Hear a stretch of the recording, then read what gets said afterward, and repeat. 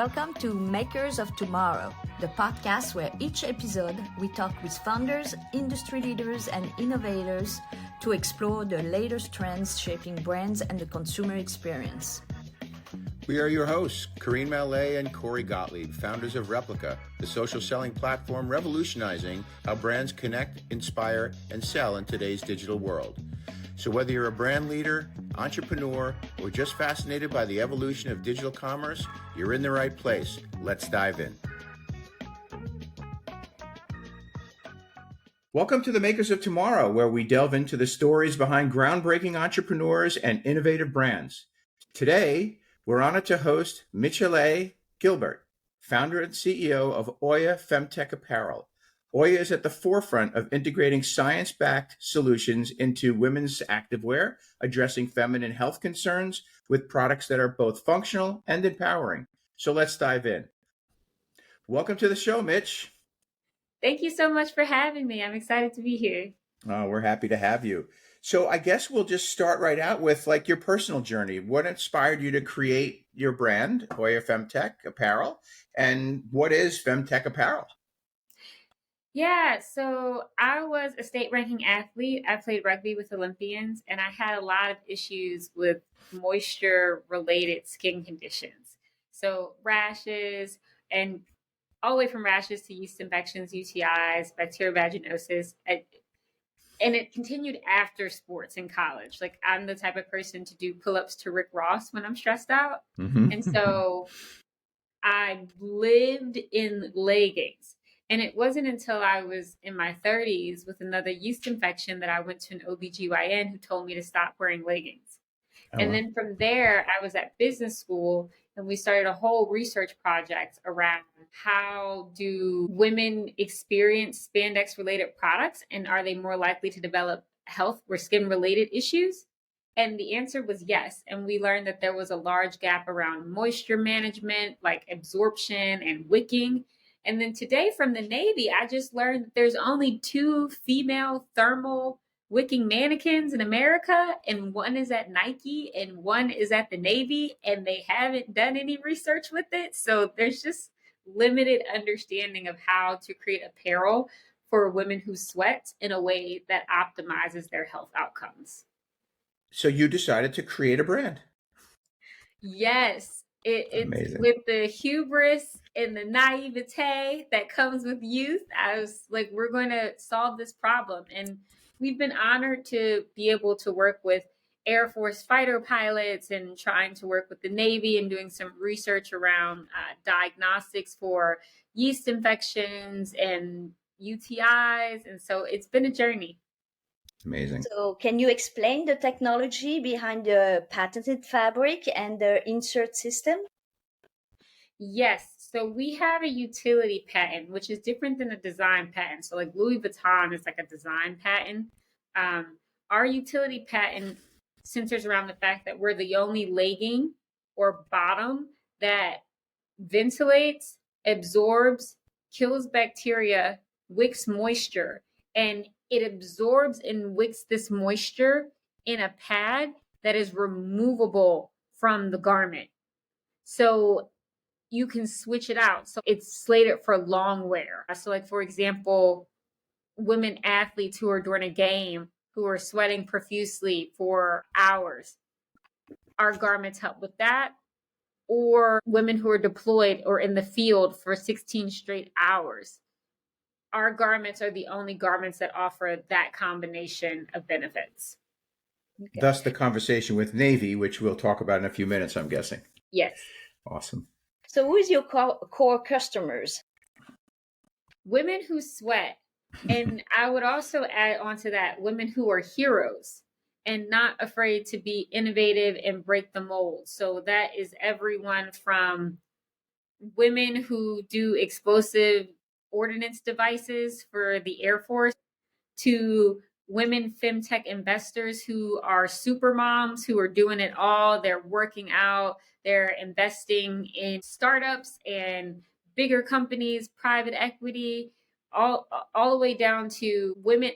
I would say another core customer of ours are personal trainers.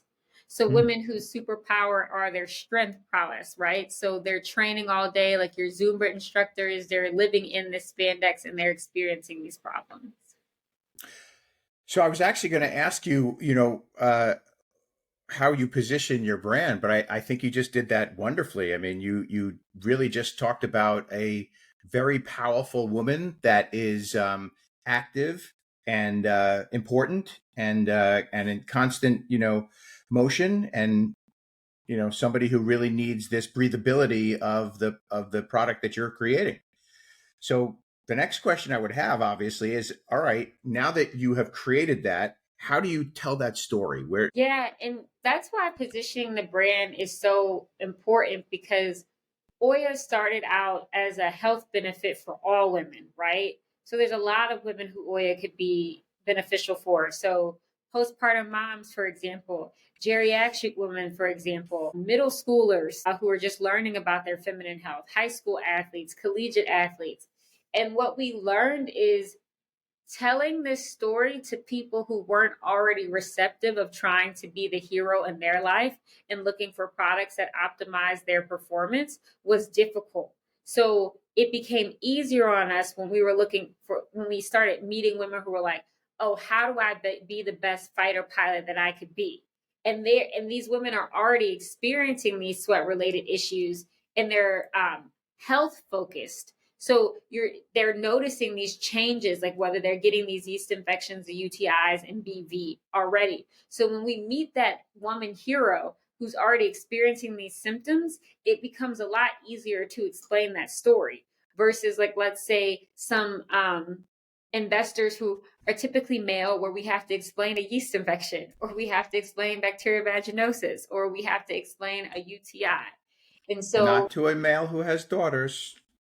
yes, let's go ally and advocate. That is important. And I will say we have had a lot of male allies and advocates in the Oya space, especially male athletes, because they sweat a lot and experience similar symptoms. And so telling that story involves education.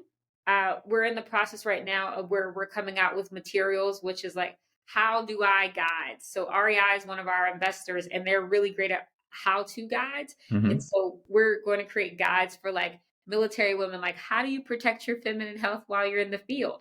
How do you protect it while you're on a plane? How do you protect it postpartum if you just had a baby? So those how-to guides and giving them that information. It's also videos that help them feel empowered. So Nike is another hero brand, and they do a really great job of inspiring every person to want to feel like a hero. So like when you watch a commercial, you're like, I want to go run, or like be like Simone Biles, even if no one else is Simone Biles, because Simone Biles unique.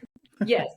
And then I would also say partnering with people to tell those stories. So this year we are actually, I think, in the process of partnering with the Dayton Police Force for one of our WEIR studies. And so having these women serve as advocates and creating content around them and these issues, and how do they show up as the best heroes that they could be, I think are really important pieces of telling the story. So to wrap that up, it's finding the right person. It's creating educational materials. It's creating visual content and photographs content, and then also partnering with the right people and creating content around them to tell that story. So that's really interesting. So it sounds like you as a brand need to create good content.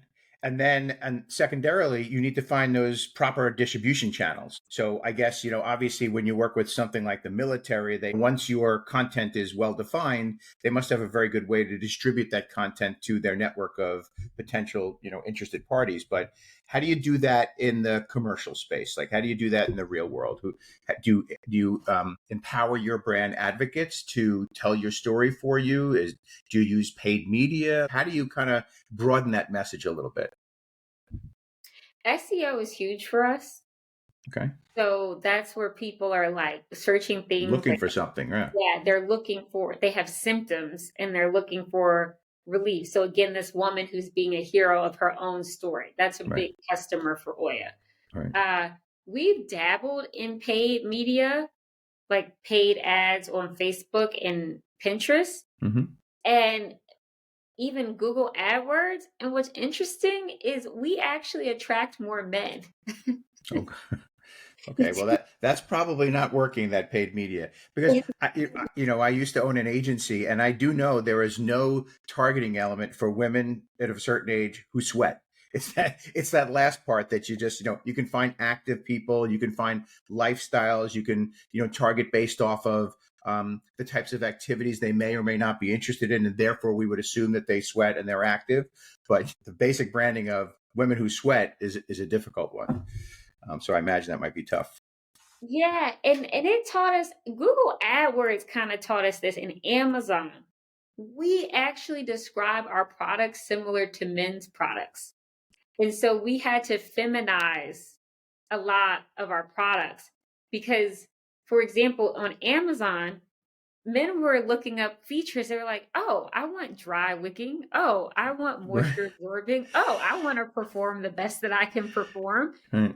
Whereas women underwear are typically described by comfort. So a soft tactile feel, hand feel, lace, color, the seams, like will the seams dig into your skin? They're not described from the perspective of performance. So that was one thing that we noticed. The second that we noticed is that men don't understand, especially married men, are with wives, especially postpartum wives, like who just had a baby. And there's a lot of things going on with their wife, and they don't understand what's happening, and they're looking for information. And so they're looking for keywords. And so men are actually some of the highest spenders in our store. So they'll be like, something's going on with my wife and I need help. I'm going to buy her 3 pairs of leggings. That's really interesting, actually. But you would never create a campaign geared towards men, even though this is the result of search.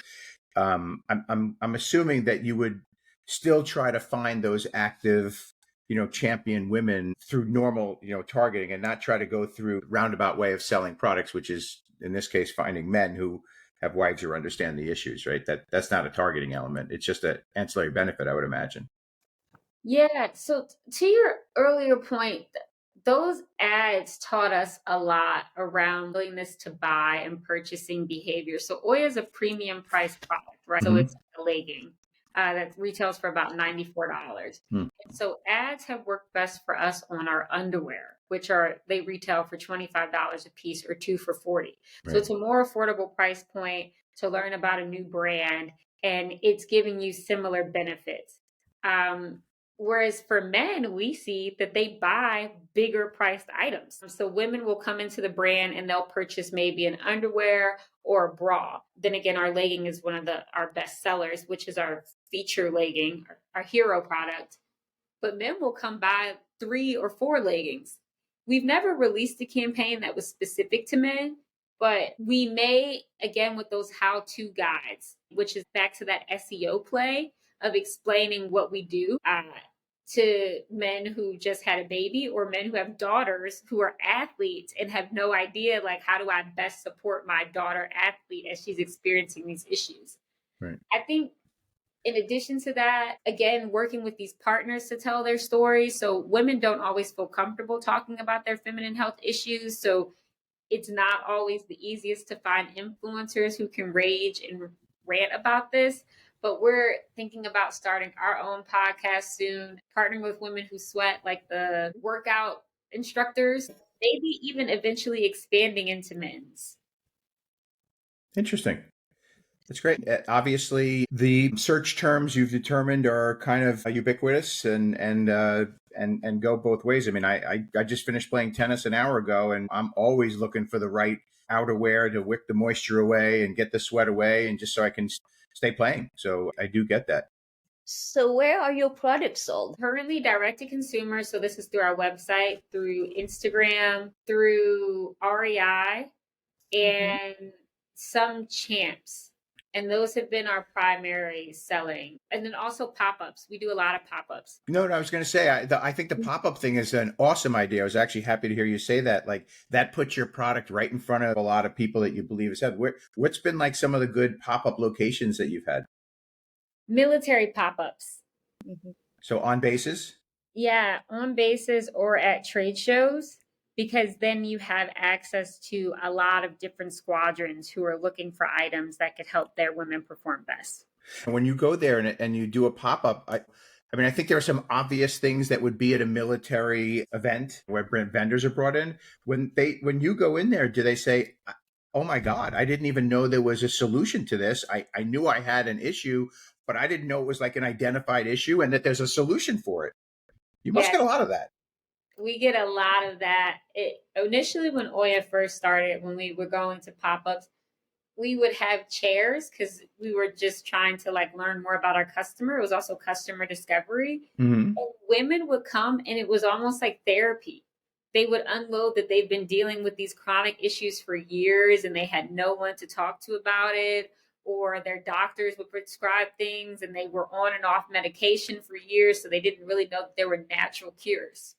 Yeah, it's got to be like an aha moment for some people that just go, "Oh my God, thank goodness! Like other people are experiencing this, and it's a real thing." Yeah, 90% of women who deploy develop feminine health issues, and 50% says it impacts their work performance. We don't have the same level of data about women athletes or just women who sweat a lot in general, but we would go as far as to say that the numbers are probably really similar. It's just the military is paying for every time a woman gets a UTI. Like, for example, if you're on an air crew and you get a UTI and you get medicine, you're now on the not approved to fly list for 7 days. Oh my God. Whereas in the WNBA, you might just play through it. That's incredible. So do you work with like the Department of Defense, like at the highest level? Because that I would imagine that would be one of the holy grails. I know you're going to bases and I know you're speaking to different branches, but like I would imagine at some point, this is something that the DoD would be very interested in knowing about, because I'm not convinced they see this as a huge problem system wide, but it obviously is. Yeah, our goal is to become the standard issue underwear for the DoD for both genders. And so that takes a pronged approach. So reaching out to our congressmen Mm-hmm. and getting them to be advocates, getting research grants. So working with the Air Force right now to apply for that, as well as the Navy, conducting wear studies, getting more data. But yes, our goal is to eventually support the entire DoD. And then from there, work with different departments of defenses across the globe. Yeah, that's the goal at the end of the day. And it's also really good work that you're doing. I mean, obviously you're going to sell products. That's the good part about being an entrepreneur. You build something and people start buying them. But at the end of the day, you're also doing something really important and really good for people who really need something and don't even know that there's a solution out there. So that's really interesting. Do you use social media at all to communicate your messaging? You've done search, and tell me about like social media. So we have presences primarily on Instagram and TikTok, and Mm-hmm. we've used some Pinterest and some YouTube. Instagram is interesting, especially around ads, as to how you talk about feminine health issues, because there's a lot of Probably guidelines and stuff. You have to be careful. regulation. Yeah. Yeah. Right. Also, it's important that we're not classed as an FDA medical device. So we have to make sure that we are a wellness product. And so building out our Instagram identity has been a journey for us as we gotten closer to this hero woman. Mm-hmm. Because again, remember, Oya can benefit a lot of different women at different stages of their lives, but we had to get really clear about that hero identity. Right. Right. Very, very interesting. So let's talk a moment about, because I was just thinking about that aha moment that a female fighter pilot must have, that she says, "Oh my God, there are other people who have this issue." So that's a really powerful kind of like social experiment, if you will, right?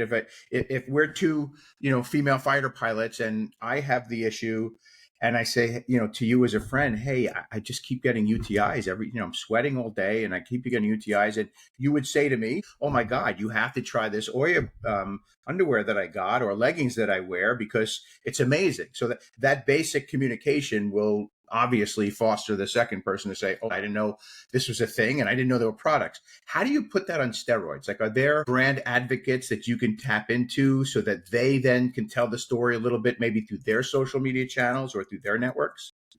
Yeah, and specifically with the military, those brand advocates then purchase. So you want to get into communities that have the most money. So this is air crew and special forces. So those communities spend the most in training on their women. And so they stand to lose the most when women have feminine health issues that cause them to beat down.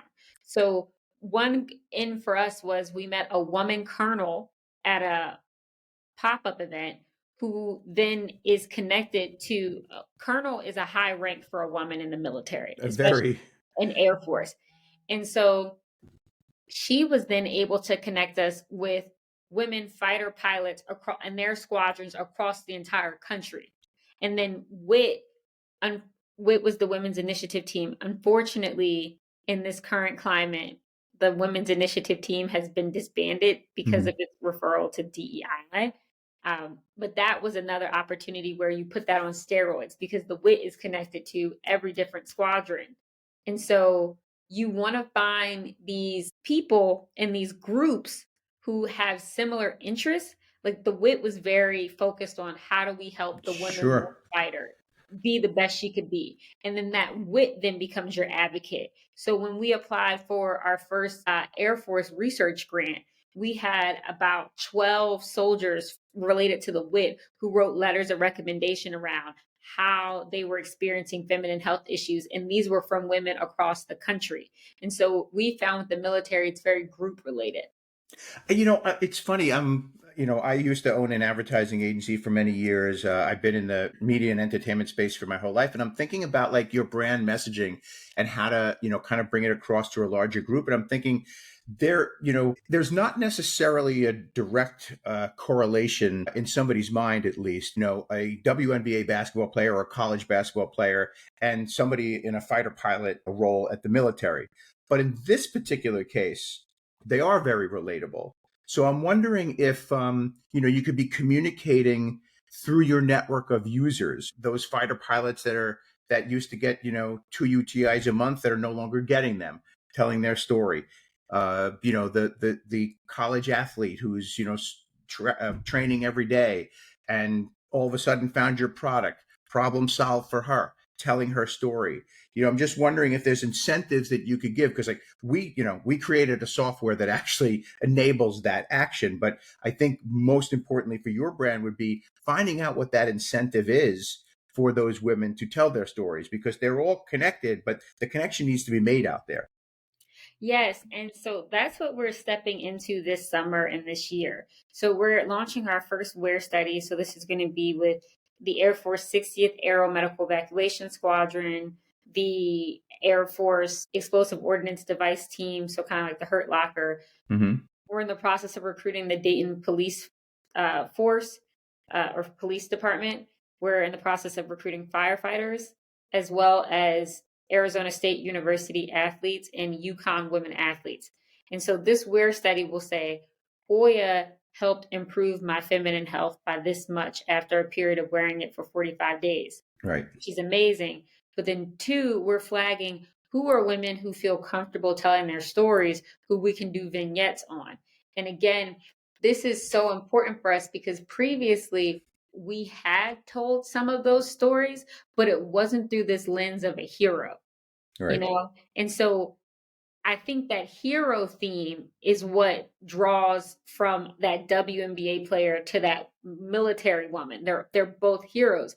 But when we had like a woman from Santa Monica who likes to go on walks, who's more of a lover, that might not necessarily resonate with that military woman. So we had to find a new brand identity that could house all of these women who are interested in Oya's features.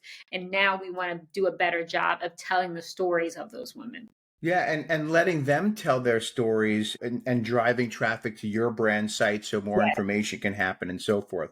We're not here on this podcast to sell replica software, but that is essentially what we help empower, is this person-to-person connection whether it's through social media or one-to-one messaging. But the key is fostering the incentive to do that. I mean, obviously, if I'm a female fighter pilot and I'm in the cockpit, and my friend who's also a female fighter pilot is having issues that I found a solve for, I'll want to help her. I want to be a hero to her, and I want to empower her to fix her health issues. But what's the incentive of that fighter pilot to tell other women who sweat regularly or who are heroes in their own right? That's kind of what I think maybe the next level of communications are for your brand, is just authentically telling those stories. Because I think the hero theme actually is quite interesting. Obviously, we call certain people heroes because of what they do, right? A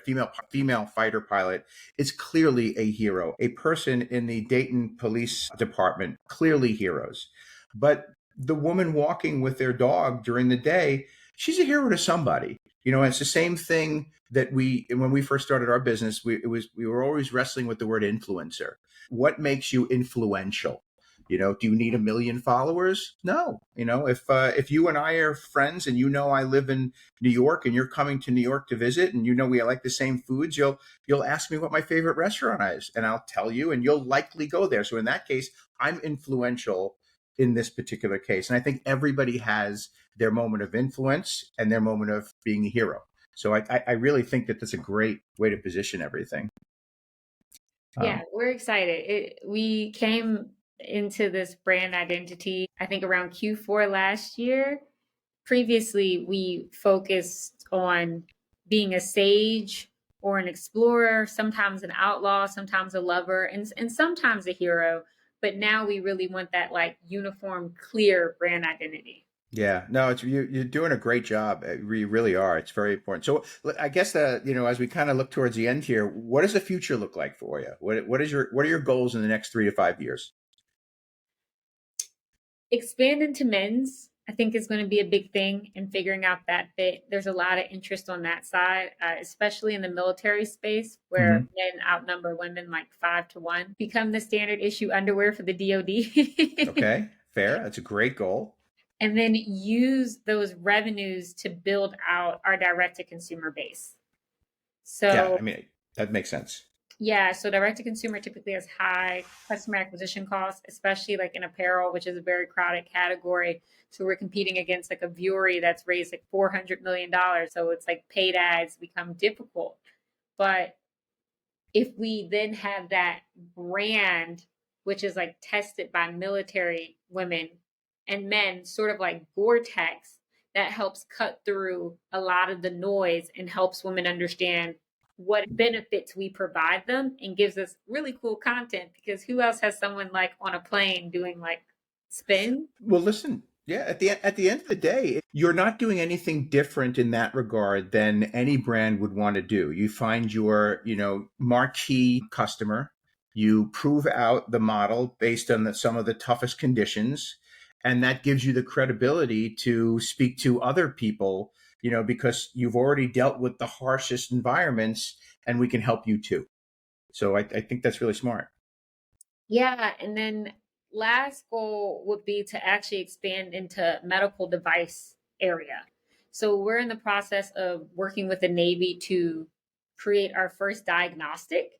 So it should pair with our underwear or our bottoms and tells you whether you are experiencing an overgrowth of yeast or an overgrowth of bad bacteria. And that would be classed as a medical device. And eventually we want to be a reimbursable product, similar to mastectomy bras or compression leggings. Amazing. I'm really blown away. This has been a great conversation. I want to thank you for sharing your insights and your inspiring journey of Oya Femtech Apparel. Your commitment to the brand and the mission of the brand is really inspiring. I think it's incredible. I think the future looks really bright for you guys. We certainly appreciate you coming on and sharing that entrepreneurial spirit and, of course, the hustle that we love so much. For the listeners, if you'd like to learn more about Oya, please visit their website at wearoya.com. That's WearOya.com, wearoya.com.